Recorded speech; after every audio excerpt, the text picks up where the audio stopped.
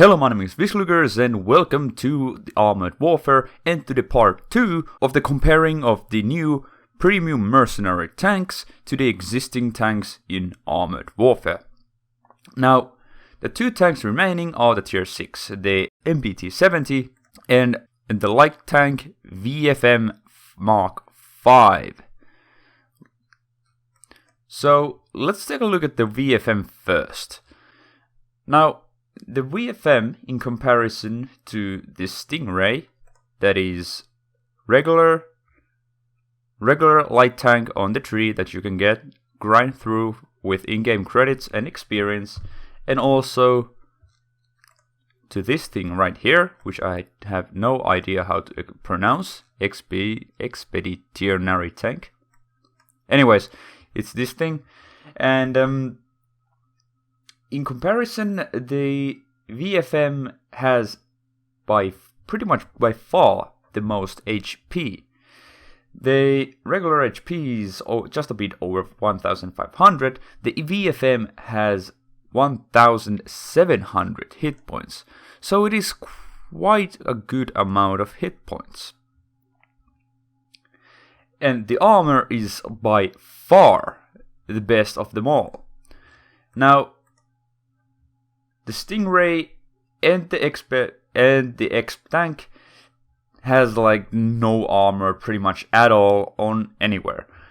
But the VFM actually has quite a bunch of armor. Not so much on the side and the rear, but actually in the front you can expect some bounces, especially from low caliber guns, such as auto cannons and high explosives and so on.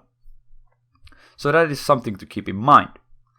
Now, the mobility is probably the biggest thing in these kind of lightly armored tanks.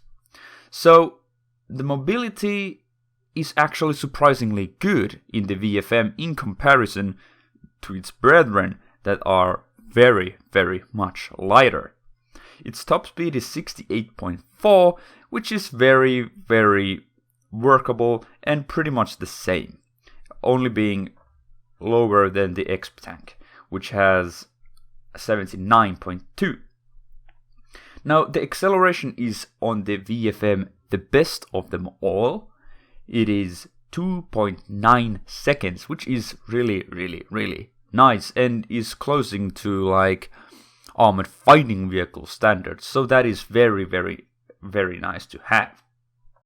The view range is, well, it is quite the same level. The Stingray has 400 meters of view range, and the VFM and both of the premium vehicles have 385, so it's a little bit lower, but it's still pretty much the same.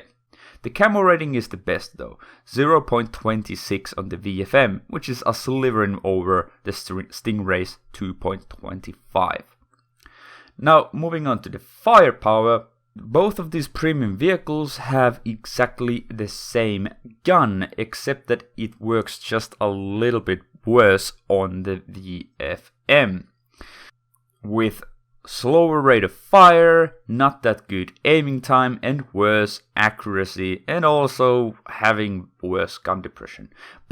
So the alpha damage is 339, which is lower than the Stingray's 381, and the heat 423 is also lower than the Stingray's 466. But while the Exp tank has 10.13 rate of fire to the Stingray's 8.86, the VFM also only has 8.44, which leaves its DPM quite far behind. So, while it has armor, it doesn't have like raw DPM.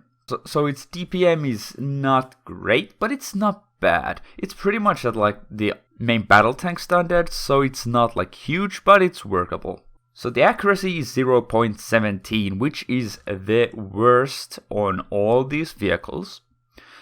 The other vehicles have 0.12, so 0.17 is quite bad-ish.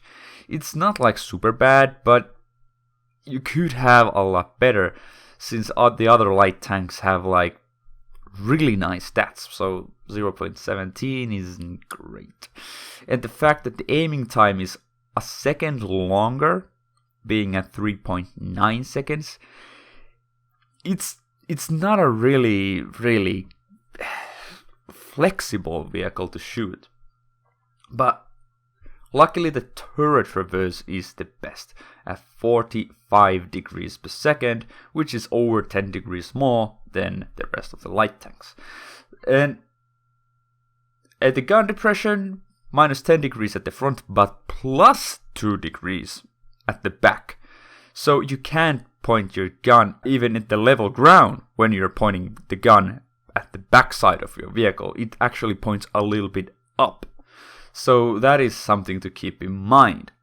Although, well, the VFM is a very mobile vehicle, so you should swing your tank around pretty easily. And the turret will rotate really fast, so it shouldn't be that big of a problem. All in all, what do I have? I have experience playing this thing. It's not the VFM though, but I feel like the VFM plays quite much the same, as the armor is just something like of a bonus, if you feel like. You can't rely on it at all, except maybe when you're facing stuff like this that has 115 millimeters of penetration. Maybe against these kind of opponents with the autocannon, you can kind of rely with your armor frontally. But other than that, anything will just go through, even the VFM's armor, like a hot knife through butter. So I've kind of had a taste of the gameplay with this, because you can't take any hits. Every single hit will go through this thing.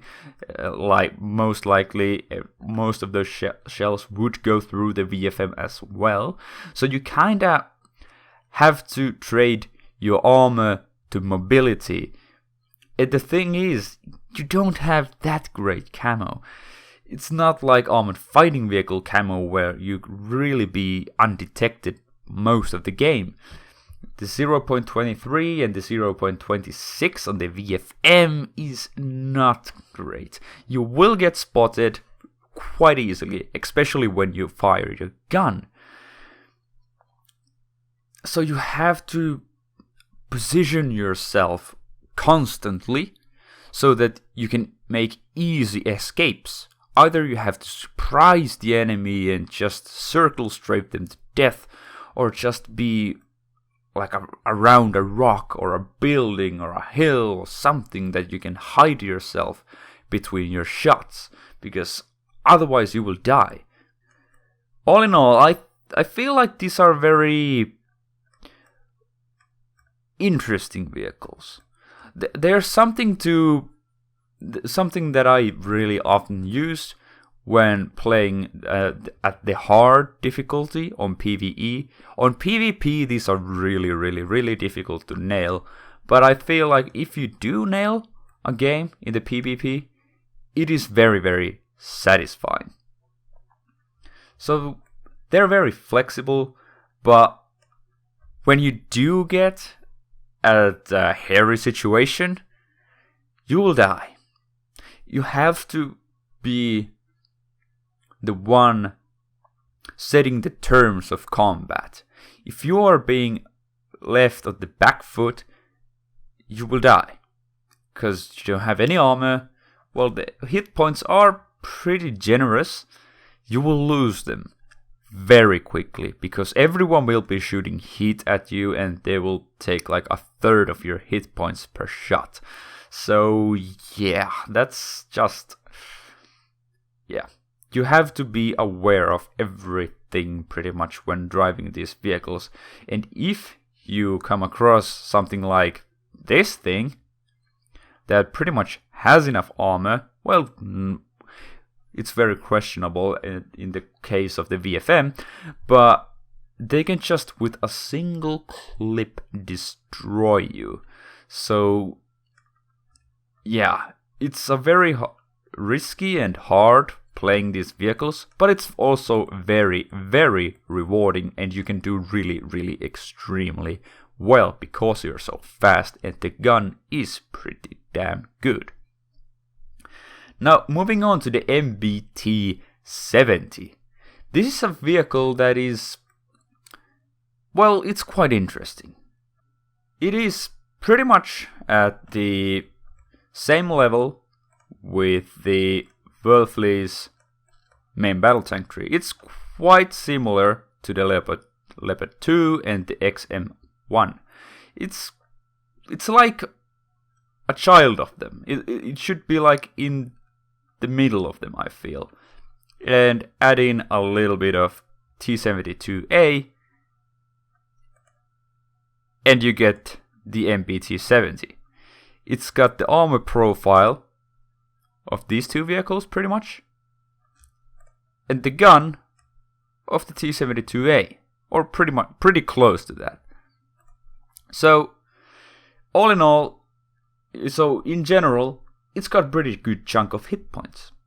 The T-72A has the lowest by far, and all these Wolfley main battle tanks tend to have quite a good chunk of health. So it's pretty much where the regular credit bought tanks are at 1,735. The armor is also very, very, very similar, only being exception. The only exception being the Leopard 2, which has like not so good armor, and the frontal armor being ridiculously good in comparison to its size. The MBT-70 is more closer to the XM1, while the frontal armor is really thick. 375 millimeters at the front. Don't know how much the lower plate is, but it is also very, very, very good. Something around 300, I feel. And the turret from the front is also like 375 millimeters. And yes, this is a weak spot, and that is a weak spot, but they're pretty tricky to hit if you wiggle your turret around a bit. The sides, well, it's not that good news. While not being as terrible as the Leopard 2, it's still only 113 millimeters. The XM1 has over 200 millimeters, so take that as you will. It's still a little bit better than the Leopard 2, but it's still quite bad because the Leopard 2 has only 78 millimeters, so 113 doesn't make a lot of a difference. Maybe when you're like going at this angle, it's harder to go through than the Leopard 2s, but yeah, now everything will go through it. And the ass is also really, really bad. Everything will go through there. But yeah, I think that's and the thing about the armor as well is that the Leopard 2 has quite bad protection against missiles. SC armor is more like the XM1's. So you do get that over 600 millimeters of armor from the front and really good on the side of the turret. Not so much on the hull though. But frontally, missiles, yeah, they're not that great actually. Because if you compare your missiles, they have only 668 millimeters of penetration. So it's not anywhere near guaranteed penetration if you're shooting at another MBT-70. But I feel like the armor, as long as you are facing frontally the enemy, it's pretty sturdy. But it's not too great. I mean, like, if you're facing another main battle tank, like head on, like really up close and personal, you will have a little bit of trouble. They will shoot down on your upper plate, and they will hit this thing and that thing, and they will go through. Also, it's very easy to go around and take shots at the sides and the rear. So, maybe you don't want to be at the very heat of the action, just a little bit, just take a little bit of space between you and the enemy, but don't take too much. So moving on to mobility, it is, well, quite standard to Wurlfleet's armor. Its top speed is 68.4, which is exactly the same as the Leopard 2, and its acceleration is also identical, 6.7. And these statistics, well, it's not fast by any means, but it's surprisingly fast. I mean, I quite generally get that 60 kilometers per hour going on flat ground. Not so much on hills or like off-road, but on flat ground, yeah, you really can get quite easily 60 kilometers per hour, so you can shift with this thing. The acceleration could be better, but at main battle tanks, 6.7 seconds, it's pretty good. I feel like that's pretty good. It's quite generous. Now, the view range is horrendous. It is just abysmally bad. 311 meters? Even at main battle tank standards, that's just bad. It's just really bad. The tier 6 average is 341, which is also really bad. But 311? This thing is blind.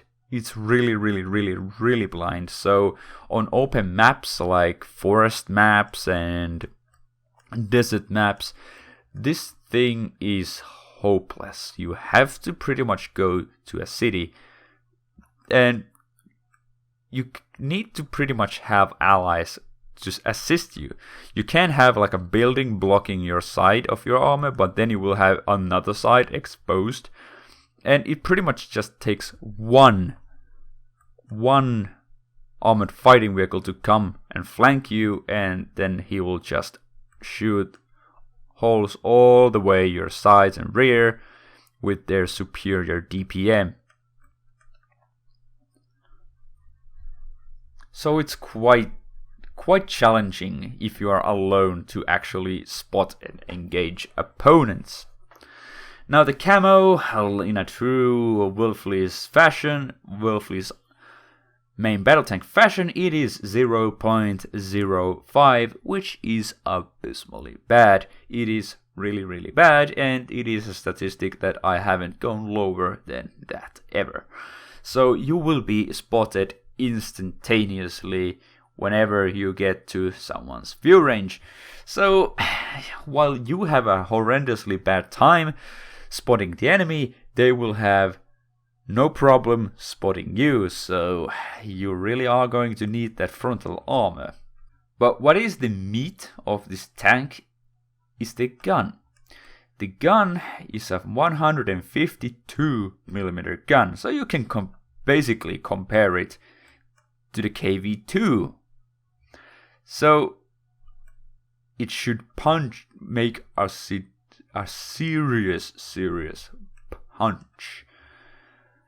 But disappointingly enough, it's worse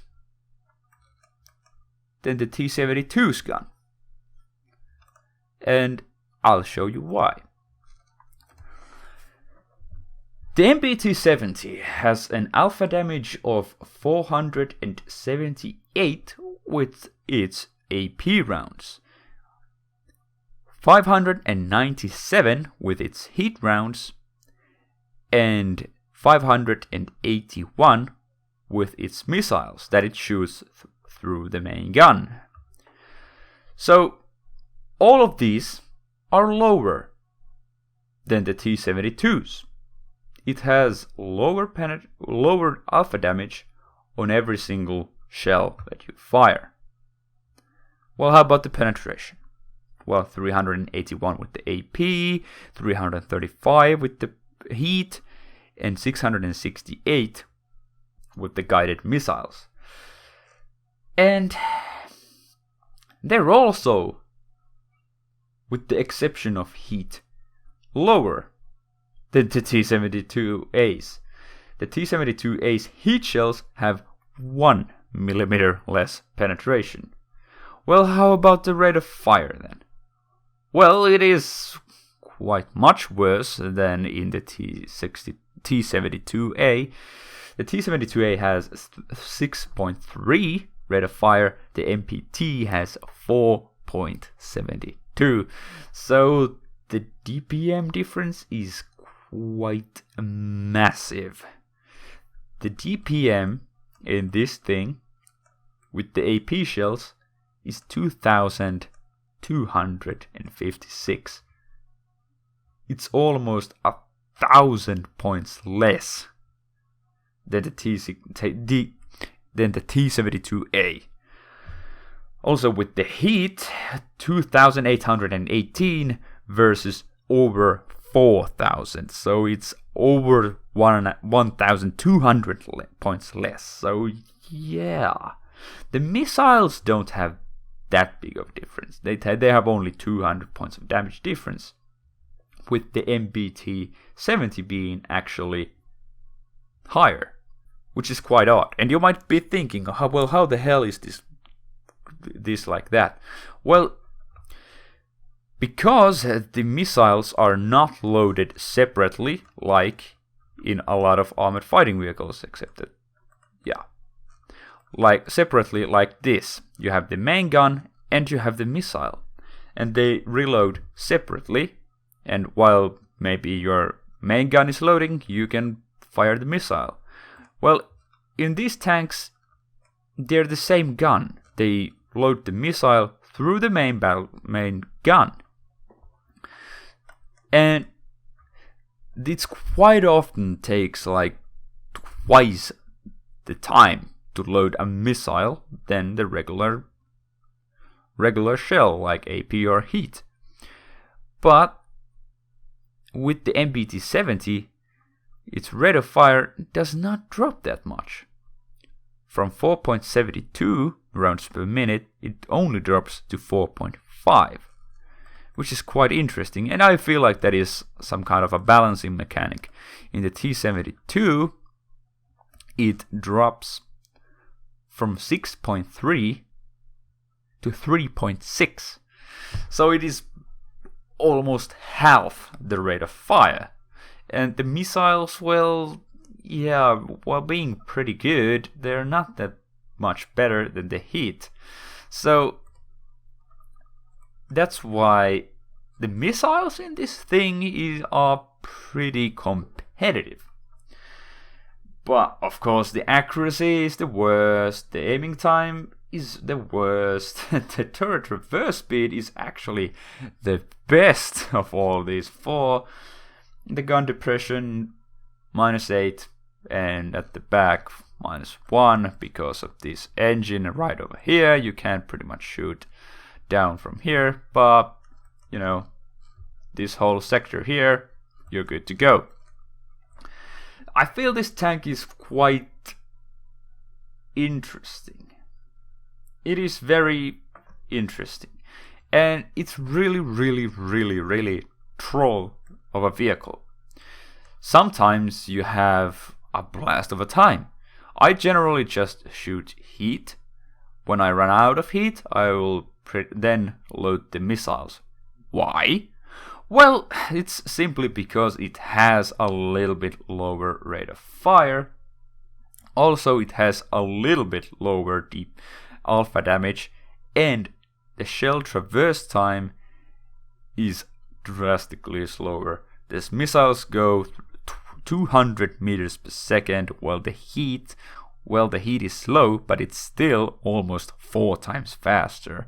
So it's just simply a lot easier to hit. But yeah, the missiles are guided. Well, yeah, that's true, but maybe the person is going behind a cover. Well, you can have all the guidance in the world, but you can't hit someone behind a building. I just feel like the heat is a lot better option, especially because missiles tend to... And with the missiles, you have to have that priming time of 2 seconds. Well, actually it is here only 1.5 seconds, but still I really, really hate it. So, because you have ridiculously long reload time, but also pretty damn good alpha damage, it means that when you face low HP opponents with like 100 HP left, it's really, really, really, really frustrating to shoot them with a gun that does almost 600 damage per shot. So you take that 100 HP away and you kill the guy, and then you have to wait for almost 13 seconds. And it's a chore. I feel like it's a really, really annoying thing. But the moments when you do make a 600, or maybe you're lucky and you roll a little bit high and you make a 700 roll on someone who is on full health, and you just take like 90% of their hit points, that is really, really, really why you want to be driving this vehicle. It's all about those big damage rolls. But I think the thing that a little bit negates that is the fact that the T-72 does that a lot better. In comparison to T-72A, this thing does not have that great armor. It's pretty much the same. Mobility, well, the MBT has a small edge over there. I have no idea how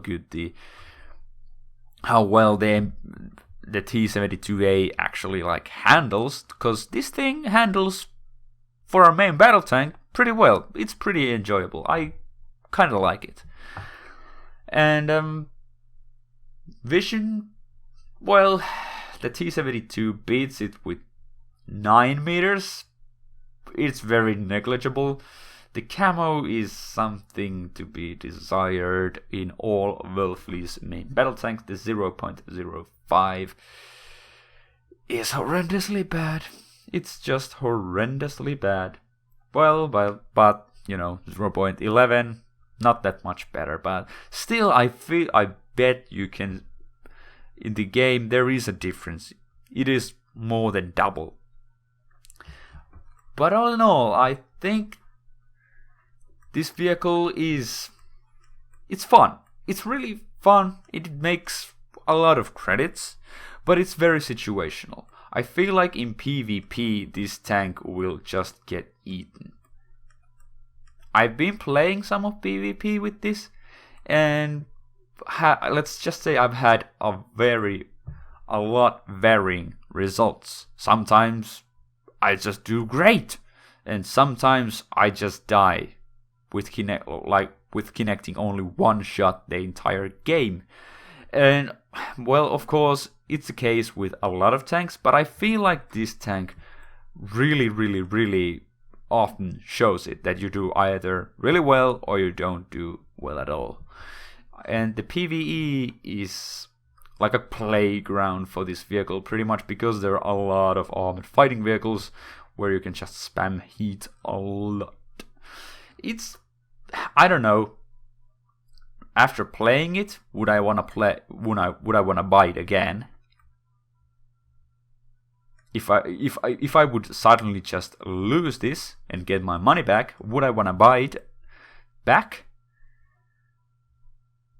I don't know, cause it's kind of fun, but I feel like if I could have the T-72A with the premium bonuses, I would want that. It's not a bad vehicle. It's a nice, neat idea, but it's nothing special. I think it's nice in its own regard, but it's nothing superbly great. I feel like if you would want one tier 6 premium vehicle, I would pretty much choose the light tank, the VFM Mark 5. I would choose this because this tank, the gameplay is a lot more fast paced and it's more action packed. But of course, if you do not enjoy light tanks, this is a no-brainer for you. Then you should go with the MBT-70 because it is a main battle tank. Main battle tanks are never like boring. They do their job. They really do. And you can't horrendously fail in a main battle tank. You're just go into the action, take a bunch of beating, return the beating, and that's pretty much it. So I hope this video has been of use to you. I would very much like to hear your thoughts about these vehicles. Are you going to buy any of these new mercenary this is not, but are you going to buy the new mercenary vehicles? Yeah, I might buy one of the lower tier ones. Not going to buy any of the higher tier ones because I don't think they're so much worth it. And I already have the MBT-70, so yeah. Anyways, thank you so much for watching. I hope I see you in the next video and have a good day.